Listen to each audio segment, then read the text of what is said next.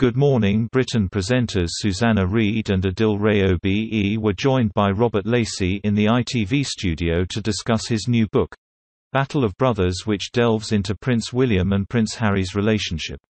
The royal author also discussed reasons why Harry and Meghan Markle will never truly cut themselves off from the royal family, despite stepping away as senior representatives last year to lead a quiet life outside of the public eye. The other point is they will never cease to be royal, Robert commented.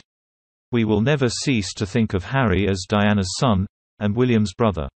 At the end of the day, that's the interest they hold for the rest of the world, and I think that is actually a reason for hope in the future. They are never going to want to cut themselves off because frankly if they do cut themselves off, one wonders whether Netflix would want to would their contract. The conversation then turned to Harry and Meghan wanting privacy, but always being the center of attention, and Robert defended the public's interest.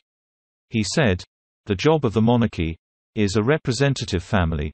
The monarchy no longer exists to rule the country. The monarchy, back in the time of Queen Victoria, said, our new job is to be a representative family, to represent Britain to the world and to ourselves, to show us how to live in a way, so it is legitimate to talk about them." Adil added, "You're an author. This is what you do, it's your profession. But a lot of the press, there were about 5 different stories on Harry and Meghan and they haven't really spoken recently. The interview was over a month ago. But they're profiting from it. They're making money from it. The story, in the end, makes money for media and authors like yourself. And it gives us something to talk about on this show as well. Let's be honest. It is of interest and it's profiteering in many ways. It is, but also, our British system is we have a government elected to run the country and we have a royal family who through history have been there to represent other values in life, so it is perfectly legitimate to talk about that," the guest explained. "How do brothers get on?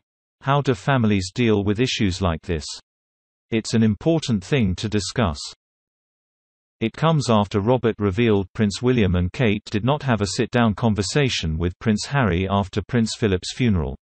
Apparently, the future king and Prince Charles were worried any discussion would be leaked. He wrote of William and Kate, "They told friends that they could see no point in talking to Harry since any discussion of substance would go straight back to Meghan to be leaked out via Oprah Winfrey, or some other tentacle of the Sussex network." The royal historian told Susanna and Adil, "I think the feeling was when it came to the Oprah interview, ghastly as it was with all these family revelations being aired, that was it, and that was a sort of fresh start. And then suddenly the family discover their friend Gayle King has more to say and Oprah says some more, and the feeling was you can't have a serious family negotiation if it's going to be talked about on American television the day after. This remains a problem." And this got the panel talking about non-disclosure agreements, NDA, and whether previous breach of trust would hinder Harry and Meghan chances of rejoining the royal family, for family events, even though they are not working royals.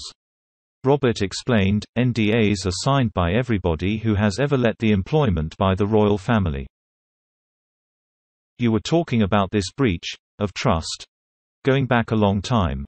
Right in their teenage years, Harry came to realize that actually, we were stereotyping him, the press, that William was always the hero, and he was. Susanna cut in, "The party prince. The villain, yes," the author continued. "That was his role, and Meghan has shown him that that's not what he wants. He wants his own life, which he is leading in California, no longer working royals. The question is whether they can come back into the blood family. For example, next year is the Queen's Jubilee. Will we see the Sussexes on that balcony? Will we see little Archie and Lily as part of the family? Not working family, but living and loving family? I think that's what we all hope."